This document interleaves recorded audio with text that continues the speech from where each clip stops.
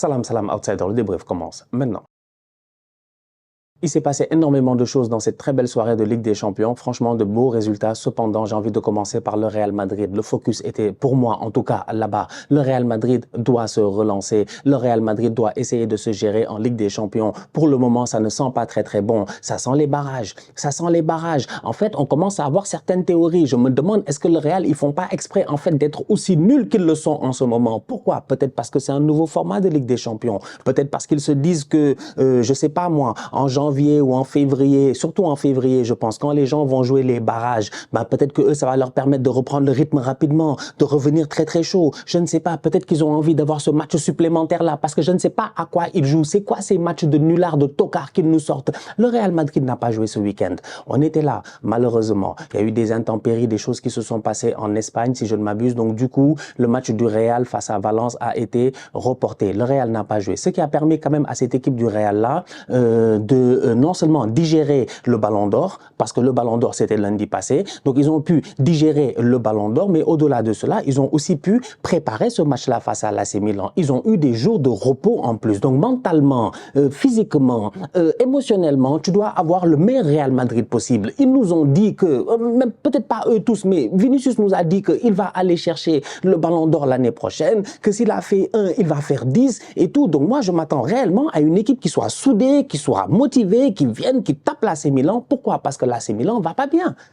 C'est pas comme si tu es sur un grand Milan AC. T'es pas sur un grand Milan AC du top du top. En toute honnêteté, tu es sur un Milan AC qui est en train de galérer plus ou moins en Serie A. En tout cas, c'est pas le début de championnat qu'ils attendaient. Tu es sur un Milan AC aussi qui, si je ne m'abuse, en Ligue des Champions. Attends, je vais vérifier avant peut-être de dire une bêtise. Mais oui, jusqu'à preuve du contraire, en Ligue des Champions, ils sont pas au top aussi. Donc normalement, tu as une équipe du Real qui doit venir et qui, je m'attends à ce qu'il se passe quelque chose face à l'AC Milan. Absolument rien.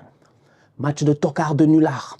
Une performance, franchement, elle est décevante. En fait, cette équipe-là, ils sont pas sérieux. Franchement, ils sont pas sérieux. La passivité qu'ils avaient sur le deuxième but qu'ils ont encaissé, le but de Alvaro Morata, ça, sincèrement, ça m'a exaspéré, ça m'a mis hors de moi. Aujourd'hui, j'ai regardé le Real et je me suis dit, voilà des lascars qui sont réellement devenus des tocards, des nullards.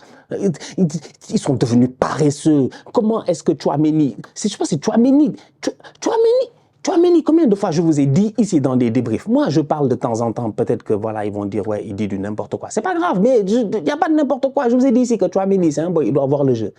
Il doit voir le jeu. Tchouaméni doit voir le jeu. Tchouaméni ne doit pas être là à être en train d'être une tour de contrôle numéro 6 à regarder à gauche, à droite, machin, scanner le terrain. Tchouaméni, tu le mets en défense centrale, il voit le jeu. Son positionnement, de temps en temps, c'est beaucoup plus simple. Il va pas faire énormément d'erreurs. Il va bouler les ballons, dégager, sortir, machin, tout ça. Tu le mets dans cette position-là aujourd'hui, à côté de Luka Modric, en pointe basse. C'est compliqué. Ressortir les ballons, c'est compliqué. Tchouaméni ne se gère pas. Sincèrement. En fait, en toute honnêteté, c'est-à-dire que ça, c'est pas un rôle facile. Combien de fois je l'ai dit ici, ce rôle-là de gars qui doit jouer en face de son gardien de but, dos au but dans lequel son équipe doit marquer, avoir la conscience de savoir tout ce qui se passe autour de toi, avoir la passe juste pour sortir le ballon, pour casser la ligne et tout cela. C'est pas facile, franchement. Je vous dis, c'est pas facile. Donc, Tchouaméni, aujourd'hui, il ne se gère pas. Vinicius, j'en parle même pas. Vini, on veut l'aider.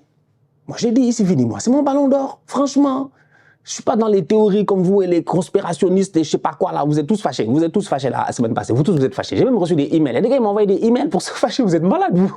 Vous, ça va? On va se battre ici. J'ai reçu des emails. Wesh, ça va, vous? Non, mais quand même, à un moment donné, il faut commencer à nous respecter. Donc, du coup, tu regardes ça et tu dis, Vinicius, on a envie de l'aider. Nous tous, on a envie de l'aider, cet enfant-là. Mais c'est quoi cette passivité de Vinicius? C'est abusé.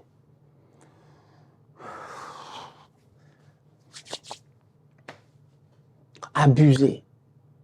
Abusé. C'est abusé.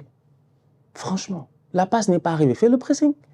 Oui, presse, s'il te plaît. Fatigue le gars. Au moins, genre, fais un premier pressing, s'il te plaît. Les boys marchent. Tout le monde marche. Le Real marche. Les Aoué, tac, tac, ils se retournent, ils frappent, machin. Ils sont tous statiques. Ils marchent. Mais c'est quoi ça, en fait? Mais en fait, ils n'ont plus envie. Ils lâchent Ancelotti. Je me pose des questions. En fait, moi, je ne sais pas ce qui se passe dans ce club-là, franchement. Entre nous. On a vu le Real de temps en temps faire semblant, on a vu le Real perdre des matchs ici en phase de poule, on a vu le Real subir des situations compliquées, tout ça c'est des choses qui sont arrivées, il n'y a pas de problème, tu vois. Mais moi je ne peux pas accepter en fait ce laxisme-là, je ne peux pas accepter cette manque de précision-là, le nombre de passes ratées par Jude Bellingham, franchement. Mais c'était Jude Bellingham ou c'était Jules Telegram, je ne comprends pas. Il était là, il rate des passes, mais des passes, il rate, il se fâche contre Mbappé. Il rate, il se fâche contre Mbappé. Ah ouais, mais Kylian... mais non, mon gars, la passe, elle est derrière. Ils n'ont pas été bons. Ils n'ont vraiment pas été bons, en fait. Je cherche qui a été bon au Real aujourd'hui. Je cherche. Non. Kylian Mbappé a eu énormément de 1 contre 1. Malheureusement, il est tombé sur un Mike Maignan qui, je ne sais pas, apparemment, on nous avait dit qu'il y avait eu pas une altercation, excusez-moi, pas une altercation. Il y avait eu une discussion lors de la trêve internationale en septembre entre Maignan, Mbappé, tout ça dans le vestiaire et tout, par rapport à l'intensité, l'envie de certains joueurs et puis tout ça. Ok, ça c'est ce qu'on nous a dit. Quand tu vois la performance de Mike Maignan aujourd'hui face à Mbappé, tu sens que Maignan, il avait juré que Mbappé ne va pas marquer. Mbappé est parti en 1 contre 1 face à Maignan plusieurs fois. Top arrêt de Mike Maignan. Il a été sensationnel aujourd'hui. Franchement, il a été très fort. Il a été très très fort. Donc du coup, tu as des questions en fait à se poser sur ce Real-là, franchement. Moi, j'ai plein de questions à me poser sur cette équipe-là. Je ne sais pas ce qui se passe. Je ne sais pas, ils sont amorphes, ils sont nuls. Il n'y a pas d'envie. Il y a, je ne comprends pas. Il y a un effectif pourtant. Pas dire ils n'ont pas d'effectif. Ils ont un effectif, mais ils n'arrivent pas à jouer ensemble. Ils n'arrivent pas à se trouver sur le terrain. C'est compliqué. C'est très compliqué. Donc voilà, Vinicius a réussi quand même à prendre l'avantage sur Emerson Royal au moins une fois, on peut le dire, sur ce penalty-là. Il vient claquer son penalty. Le score final, c'est 3-1. Ça aurait pu être 4-1. Ça aurait pu être 4-1 en fin de rencontre si Lunin, ou même 5-1, parce que Lunin fait de top arrêt. En fait, le Real prend une manetta aujourd'hui à domicile. C'est terrible. Franchement, ça ne va pas. Hein. Ils sont nuls. Ils sont devenus nuls. C'est terrible. C'est le Real Madrid. C'est le Real Madrid. Performance de tocard. Il fait des changements à la mi-temps, il fait des trucs, machin. Il n'y a rien qui... Moi, je ne sais plus quoi dire, franchement. Donc, voilà. Donc, du coup, du côté de l'AC Milan, j'ai envie de saluer franchement la performance défensive des boys Tomori, le boy Thiaw aussi. Ils ont été très, très bons. Ils se sont gérés physiquement parlant plusieurs fois. Tu l'as vu dans les duels. Ils réussissaient à s'en sortir. C'est la même manière que Leao, il va prendre Militao. Il le laisse comme du n'importe quoi. Mais il se passe quoi? Ils sont tous venus avec des belles prédateurs blanches, David Beckham. Il n'y en a aucun qui était capable de se gérer sur le terrain aujourd'hui. C'était triste. Militao, comment il s'est fait bouger par Leao? Le match de Leao sur le côté. Comment Leao, il a bouffé Vasquez. Mais il a bouffé Vasquez. Poulet Vasquez. Il faut arrêter. Il l'a bouffé. Tout le match. Les appels en profondeur, les courses, la vitesse. Avec son vilain sourire là. Léo, c'est un bandit. Donc, non, franchement, Pulisic a été très très bon. Les sorties approximatives. À un moment donné, Pulisic, il part en 1 contre 1. Je ne sais pas pourquoi il fait la passe à Léo. En fait, j'ai l'impression qu'il doit partir, il doit y croire et puis frapper. Mais c'est pas grave. C'est la sortie approximative de Rudiger qui m'a fumé. En fait, il a complètement raté le double contact de Pulisic. Il a laissé au milieu de terrain, il est parti. Je dis, mais c'est quoi ça en fait? Le Real, ça va. Ça va ou bien ça va pas? Non, c'est terrible. Franchement, ils ont été nuls. Ils ont été nuls. Top performance de la part de Reinders au milieu de terrain. Il a été très, très bon. À l'Euro, on l'avait vu avec les Pays-Bas. Là, il est en train de confirmer aussi un bon milieu de terrain dans la projection. Il se projette énormément et on l'a vu aujourd'hui. Fofana aussi au milieu de terrain. Il a été pas mal, Fofana. Tu vois, pas mal de fois dans les sorties de balles, les doubles contacts, taf, taf, crochet, hop, ils donnent le ballon, hop, ils ont cassé la ligne, ils sont partis. Il n'y a plus personne au milieu de terrain de Real, il n'y a plus personne qui défend, et puis il y a des boulevards énormes en fait dans ce match-là. Et des boulevards que tu regardes bizarrement, même le Real, quand ils ont les mêmes boulevards, ils n'arrivent pas. Ils n'arrivent pas. Mbappé a tout fait. Il allait à droite, il allait à gauche, il allait au milieu. C'est nul. Franchement, ils sont très nuls. Top performance de Mike Maignan aussi. Donc voilà, donc du coup le Real a perdu 3-1 face à l'AC Milan. Dans les autres résultats, on peut dire que quand même, Lille a fait 1-1 face à la Juve. C'est bien, hein, ils sont chauds, les Lillois, ils sont chauds. Pep Genesio qui prend encore des points la dernière fois face à l'Atlético, face au Real Madrid, face à la Juve. C'est pas mal ces Lillois-là qui prennent des points face aux gros. Donc je pense que face aux équipes de leur niveau, normalement, ils devraient s'en sortir. Je vois une équipe de Lille qui, normalement, devrait En tout cas, pour le moment, à ce stade de la compétition, franchement, ils se gèrent très bien. Liverpool, ils ont gagné 4-0 face à Leverkusen. Xabi Alonso de retour à Anfield, là où il a gagné la Ligue des Champions, Istanbul 2005, machin, on s'en rappelle. Il arrive, il se fait taper 4-0. Voilà. Donc, Arne Slot, il rigole pas. Moi, ça me stresse par rapport à la Première Ligue à chaque week-end. Liverpool, ils sont très, très chauds. Ils sont très forts en ce moment. Luis Diaz est au top de sa forme. Mohamed Salah est très, très fort. Gakpo est très, très fort. Et défensivement aussi, ils sont très, très forts. En fait, ça donne une équipe de Liverpool qui est juste très, très forte. Et pour moi, c'est eux le vrai danger. Parce que Manchester City, eux, ils ont perdu. Encore une fois, c'est la 3e défaite d'affilée de City. City ne perd jamais. City s'est encore fait taper. Qu'est-ce qui se passe? Ah, Guardiola, les défaites. C'est vous les tocards. Je pensais que j'allais dire ça un jour. City, ils sont nuls. Ils sont nuls, City. Ah oui, City, c'est une équipe de nullards, de tocards. Je pensais pas que j'allais dire ça un jour. Et une équipe vraiment que des rattaquants. Alors, tape le penalty sur la barre transversale. Quel nullard. Ça fait plaisir de pouvoir le dire.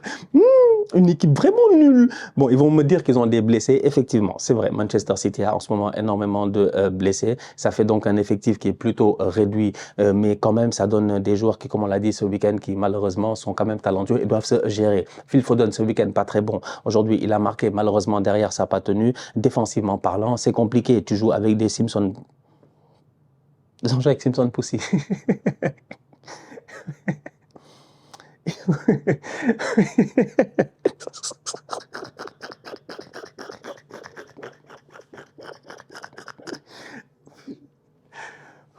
Faut que j'arrête. On me crée des problèmes. Moi, j'aime pas les problèmes. Je suis un homme de paix, tu vois. J'ai pas de soucis. Hein. Je sais me battre, mais j'aime pas les problèmes. Tu vois. C'est le frérot, il s'appelle Simpson Pussy. Donc, du coup, tu viens avec une défense centrale, Akanji et Simpson Pussy. C'est compliqué, vraiment. Akanji et Pussy ne sont pas gérés. Et donc, du coup, ça donne... ouais, les pénaltys, tout ça. Gyökeres qui met un triplé.